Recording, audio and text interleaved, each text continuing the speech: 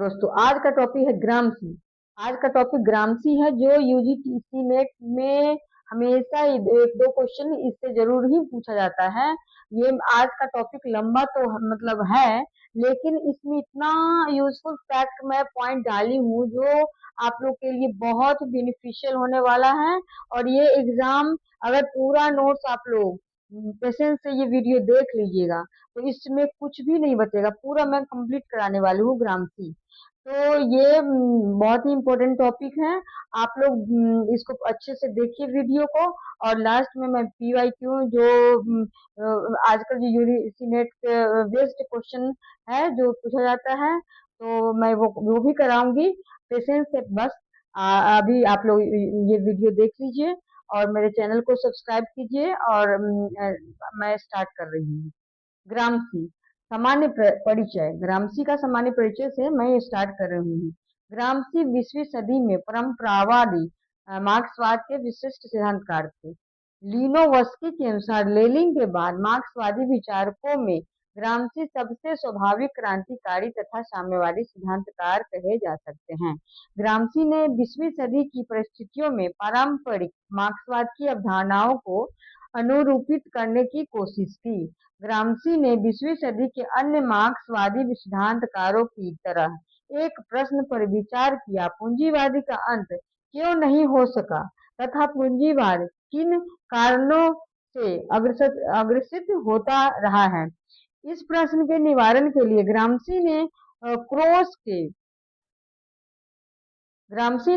के विचारों का प्रयोग किया। क्रोस प्रत्यक्षवाद के विरोधी थे तथा उन्होंने मार्क्स से भिन्न इतिहास के निर्धारण में व्यक्तिनिष्ठ कारकों की भूमिका को माना था। क्रोस के अनुसार इतिहास का अध्ययन मनुष्य की सभी गतिविधियों सामान्य सांस्कृतिक नैतिकता से संबंधित अध्ययन के आधार पर ही किया जा सकता है।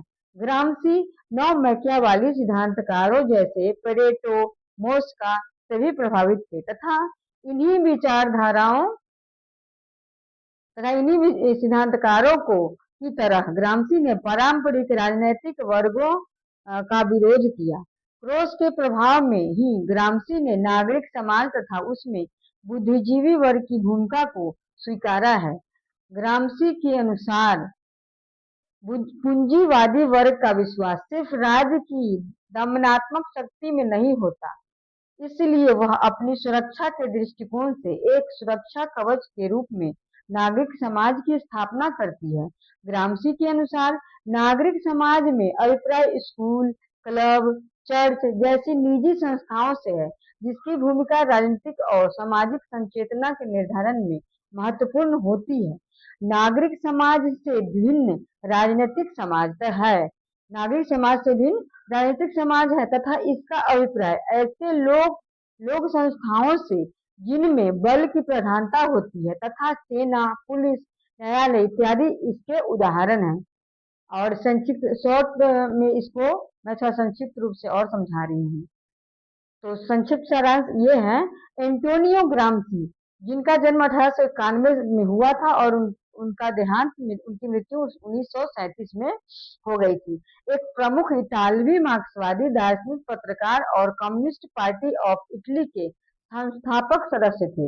मुसोलिनी के फांसीवादी शासन के खिलाफ संघर्ष करते हुए उन्हें कैद कर लिया गया, जहां उन्होंने प्रसिद्ध प्रिजन नोटबुक्स जेल में उन्होंने लिखी थी। उन्होंने सांस्कृतिक आधिपत्य, कल्चरल हेजीमनी और जैविक बुद्धि जैसे महत्वपूर्ण सिद्धांत विकसित किए। एंटोनियो ग्रामसी का जीवन परिचय। ग्रामसी का जन्म 22 जनवरी 1891 इटली के सार्डिनिया द्वीप के एलेस शहर में एक गरीब परिवार में हुआ था। उनका जन्म इटली के सार्डिनिया द्वीप के एलेस शहर में एक गरीब परिवार में हुआ था। प्रारंभिक जीवन और शिक्षा। तो उनकी बचपन से ही खराब स्वास्थ्य और रीढ़ की हड्डी की समस्या, उनको रीढ़ की हड्डी मतलब कुबर जो होता है, रीढ़ की हड्डी जब छोटा हो जाता है वो कुबर झुक जाता है आदमी, वैसी बीमारी उनको थी। से जूझने के बावजूद वे पढ़ने में मेधावी थे। उन्होंने ट्यूरिन विश्वविद्यालय में शिक्षा प्राप्त की, लेकिन गरीबी और बीमारी के कारण पढ़ाई अधूरी छोड़ दी। राजनीतिक करियर में था उनका 1913 में वे इतालवी सोशलिस्ट पार्टी में शामिल हुए। 1919 में उन्होंने अपना साप्ताहिक समाचार पत्र द न्यू ऑर्डर निकाला।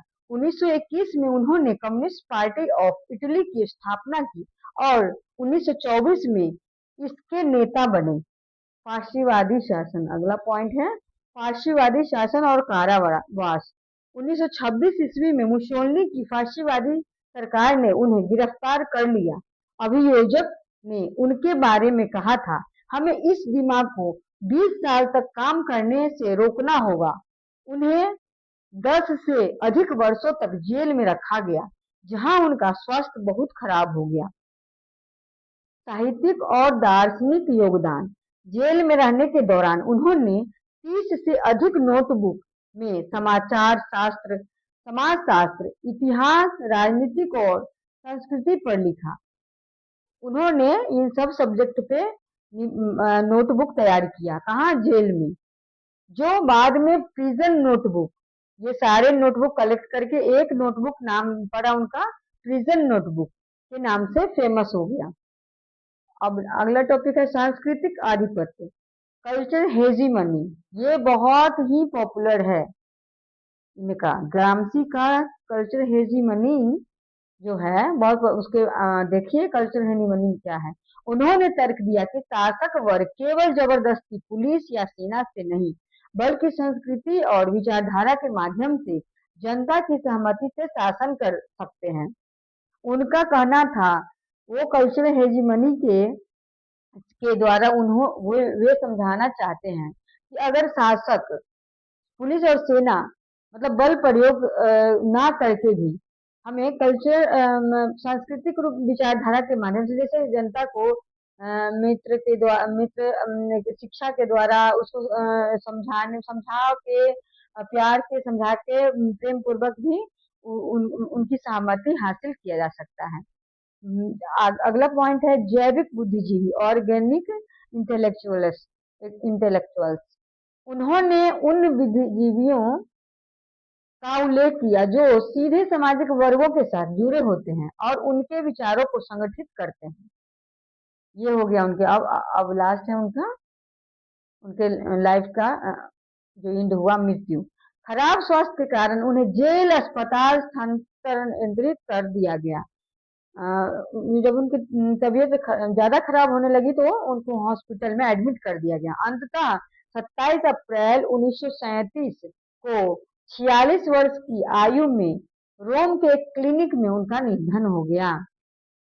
तो उनका निधन हो गया 46 साल की वर्ष की उम्र में उनका निधन हो गया 27 अप्रैल 1937 को। ग्रामसी को नव मार्क्सवाद के सबसे प्रभावशाली विचारकों में से एक माना जाता है, जिन्होंने मार्क्सवाद में संस्कृति की भूमिका को रेखांकित किया। ये बेसिक हम लोग का नॉलेज है, जो ग्रामसी को नव मार्क्सवाद के सबसे प्रभावी विचारकों में से एक माना जाता है। अब एक बार रिवीजन हम लोग फास्ट रिवीजन, शॉर्ट में फास्ट रिवीजन फटाफट कर लेते हैं। Fast revision, okay. जन्म 1891 इटली। पेशा मार्क्सवादी दार्शनिक, पत्रकार, राजनेता। पार्टी इंडियन कम्युनिस्ट पार्टी, और बाद में उसके सदस्य भी, ये संस्थापक भी थे और बाद में सदस्य भी हुए। 1926 में फाशीवादी शासक बेनिटो मुसोलिनी ने उन्हें जेल भेजा। जेल में उन्होंने अपनी प्रसिद्ध किताब प्रिजन नोटबुक्स लिखी। ये हो गया, आप लोग को बेसिक रिवीजन कर दिए। अब मुख्य विचार उनकी क्या थी? संस्कृति वर्चस्व। ग्रामसी का प्रसिद्ध सिद्धांत, उनका कहना था कि शासक वर्ग केवल ताकत, फोर्स से शासन नहीं करता। पहले भी मैं ये टॉपिक अभी जो करवाई हूँ पीछे, बल्कि संस्कृति, शिक्षा, धर्म, मीडिया के लिए लोगों की सोच को नियंत्रित करता है। उन्होंने हेजीमनी कहा। जैसे अगर गरीब लोग भी अमीरों की व्यवस्था को सही मानने लगे तो वह सांस्कृतिक वर्चस्व है। आगे दूसरा पॉइंट, सिविल सोसाइटी और पॉलिटिकल सोसाइटी। तो पॉलिटिकल सोसाइटी में है कौन कौन आते हैं, सरकार, सेना, पुलिस, और इसको जबरदस्ती का तंत्र भी कहा जाता है। सरकार, सेना और पुलिस को इन्होंने, ग्रामसी ने जबरदस्ती का तंत्र कहा। आगे सिविल सोसाइटी। सिविल सोसाइटी में स्कूल, परिवार, चर्च, मीडिया, विचारों का ये सब आते हैं, जिसको ग्रामसी ने विचारों का तंत्र कहा। सिविल सोसाइटी को, जिसमें स्कूल, परिवार, चर्च और मीडिया आता है, उसको ग्रामसी ने विचारों का तंत्र कहा।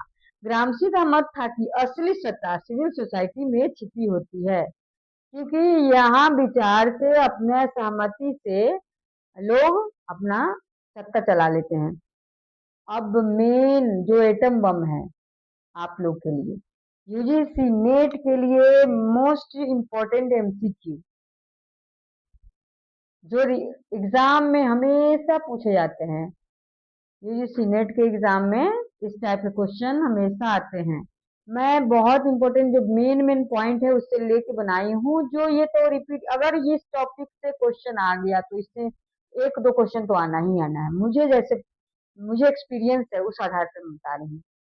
तो क्वेश्चन नंबर 1, ग्रामसी के अनुसार हेजीमनी का संबंध मुख्यतः किससे है? ग्रामसी के अनुसार हेजीमनी का संबंध मुख्यतः किससे है?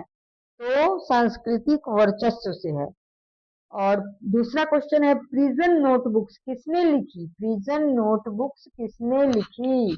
तो इसका आंसर है एंटोनियो ग्रामसी। ऑर्गेनिक इंटेलेक्चुअल की संकल्पना किसकी देन है? ऑर्गेनिक इंटेलेक्चुअल की संकल्पना किसकी देन है? तो ये ग्रामसी की देन है। आगे क्वेश्चन नंबर 4। क्वेश्चन नंबर 4 में है, ग्रामसी ने वॉर ऑफ पोजीशन की तुलना किस घटना से की? ग्रामसी ने वॉर ऑफ पोजीशन की तुलना किस घटना से की? तो इसने रशियन रिवॉल्यूशन के द्वारा इन्होंने वॉर ऑफ रिवॉल्यूशन की घटना की चर्चा की।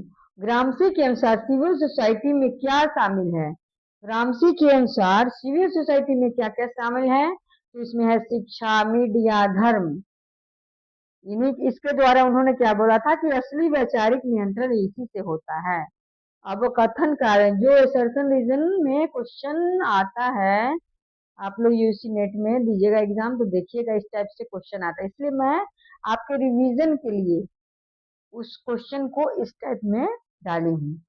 तो कथन, क्वेश्चन नंबर 6 का कथन, असर्शन में क्या है? ग्रामसी के अनुसार राज्य केवल बल प्रयोग के माध्यम से शासन करता है। ये हो गया कारण। आर में क्या है? ग्रामसी ने हेगेमनी की अवधारणा दी, जिसमें सहमति का महत्व है। दोनों सुन लिए। कथन में ग्रामसी के अनुसार राज्य केवल बल प्रयोग के माध्यम से शासन करता है, और आर में ग्रामसी ने हेगेमनी की अवधारणा ही दी, जिसमें सहमति का महत्व है। तो ऑप्शन ए में है, ए और आर दोनों सही हैं, और आर ए की सही व्याख्या है। और बी में है, ए और आर दोनों सही हैं, जिसमें आर ए की सही व्याख्या नहीं करता। और सी में ए गलत है और आर सही है, और डी में ए सही है और आर गलत है। तो फिर इसको आप लोग अच्छे से पॉज वीडियो करके एक बार देख लीजिए, फिर सोचिए कि आखिर आंसर इसका क्या होगा। 1 मिनट में आप लोग देख लीजिए, लेकिन मैं तो कंटिन्यू हो रही हूँ और इसका आंसर बता रही हूँ। तो इसका आंसर होगा सी ऑप्शन। सी ऑप्शन में ए गलत और आर सही है। देखिए ए गलत कैसे हो गया? ग्रामसी के अनुसार राज्य केवल बल प्रयोग के माध्यम से शासन, ग्रामसी कभी नहीं बोला कि केवल बल प्रयोग के माध्यम से शासन करना चाहिए, वो इसके बिल्कुल खिलाफ था। उसका कहना था, ग्रामसी का कहना था कि हेजीमनी, वही सोशल कल्चरल जो भी है, सिविल सोसाइटी ये अवधारणा दी, जिसमें सहमति का महत्व है। यही थॉट था। अभी जो हम पीछे कितनी बार, अभी 2-3 बार रिपीट हुआ है, तो आप लोग समझ गए होंगे कि यही आंसर हुआ, ये गलत और आर सही, मतलब सी ऑप्शन सही है। अब क्वेश्चन नंबर 7, 7 भी असर्शन रीजन से है। 7 में क्या कहा है कि ए में कहा है ग्रामसी ने वॉर ऑफ पोजीशन को वैचारिक संघर्ष से जोड़ा। ग्रामसी ने वॉर ऑफ पोजीशन को वैचारिक संघर्ष से जोड़ा। और आर में ग्रामसी का मानना था कि पश्चिमी समाजों में सीधी क्रांति कठिन है। आर में ग्रामसी का मानना है कि पश्चिमी समाजों में सीधी क्रांति कठिन है। ऑप्शन ए और आर दोनों सही हैं तथा आर ए की सही व्याख्या है। ऑप्शन बी में ए और आर दोनों सही हैं, आर ए की सही व्याख्या है, सही व्याख्या नहीं करता। और सी ए गलत और आर सही है। Option number D. Option number D में क्या है?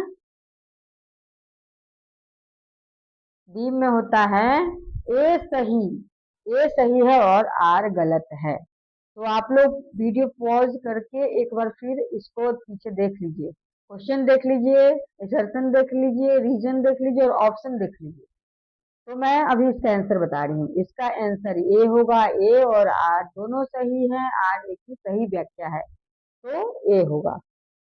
इसमें थोड़ा सा डिटेल कर रही हूँ इस ऑप्शन को। पश्चिम में सिविल सोसाइटी मजबूत है, इसलिए पहले विचारधारा पर नियंत्रण जरूरी है। ठीक है, मतलब यही होगा, ए ऑप्शन सही है। आगे क्वेश्चन नंबर 8। क्वेश्चन नंबर 8 में ए असर्शन में है ऑर्गेनिक इंटेलेक्चुअल की अवधारणा ग्रामसी से संबंधित है। ए में क्या है? ऑर्गेनिक इंटेलेक्चुअल की अवधारणा ग्रामसी से संबंधित है। और आर में है ग्रामसी के अनुसार हर वर्ग अपने हितों की रक्षा के लिए बुद्धिजीवी उत्पन्न करता है। तो अब इसका ऑप्शन है ए और आर दोनों सही हैं पर आर ए की सही व्याख्या करता है। बी ए और आर दोनों सही है पर आर ए की सही व्याख्या नहीं करता है। सी ए गलत है और आर सही है। डी ए सही है और आर गलत है। इस क्वेश्चन को भी आप लोग वीडियो पॉज करके एक बार अच्छे से देख लीजिए, आंसर लीजिए, देख लीजिए, ऑप्शन देख लीजिए और सही आंसर खुद से पहले दे दीजिए और बाद में मेरा आंसर देखिए। इसका आंसर ए होगा। ए और आर दोनों सही है और आर ए की सही व्याख्या है। Question number 9। क्वेश्चन नंबर 9 में हम लोग देखते हैं इस सेक्शन में क्या है? ग्रामसी ने पारंपरिक मार्क्सवादी को संबोधित करते हुए संस्कृति और विचारधारा पर बल दिया। ए में फिर से बता रही हूँ, ग्रामसी ने पारंपरिक मार्क्सवाद को संशोधित करते हुए संस्कृति और विचारधारा पर बल दिया। और आर में क्या है? ग्रामसी का ध्यान केवल आर्थिक आधार तक सीमित था। ग्रामसी का ध्यान केवल आर्थिक आधार तक सीमित था। ऑप्शन देख लीजिए, ऑप्शन में क्या है? ए में है ए और आर दोनों सही हैं तथा आर ए की सही व्याख्या करता है। ए और ऑप्शन बी में है ए और आर दोनों सही हैं, आर ए की सही व्याख्या नहीं करता है। सी में है ए सही है पर आर गलत है। और डी में है ए गलत है और आर सही है। तो इसका आंसर आप लोग वही कीजिए, वीडियो पॉज करके क्वेश्चन देखिए, उसके बाद ऑप्शन देखिए, फिर सही आंसर लगाइए। और मैं आंसर बता रही हूँ, इसका आंसर सी होगा, मतलब ए सही है और आर गलत है। ग्रामसी ने पारंपरिक मार्क्सवाद को संशोधित करते हुए संस्कृति और विचारधारा पर बात की या बल दिया। ये गलत है। ग्रामसी का ध्यान केवल आर्थिक आधार तक सीमित नहीं था। ओके, तो ये टॉपिक अभी ये कंप्लीट हो गया। और आप लोग, मैं डिस्क्रिप्शन बॉक्स में ये PYQ दे दूँ, लेकिन आप लोग कमेंट करके जरूर बताइए कि ये नोट्स आप लोगों को कैसा लगा। और इस टाइप से मैं और भी आगे यूनिट कंप्लीट करा रही हूँ। हर एक एक टॉपिक मैं वीडियो बनाऊंगी और भी अच्छे से मेन फैक्ट के साथ मैं वीडियो बना रही हूँ और डालूंगी। तो आप लोग मेरे चैनल को सब्सक्राइब कीजिए, लाइक कीजिए और कमेंट्स जरूर कीजिए कि कैसा लगा और किस टॉपिक पे मैं बनाऊं। ओके, धन्यवाद।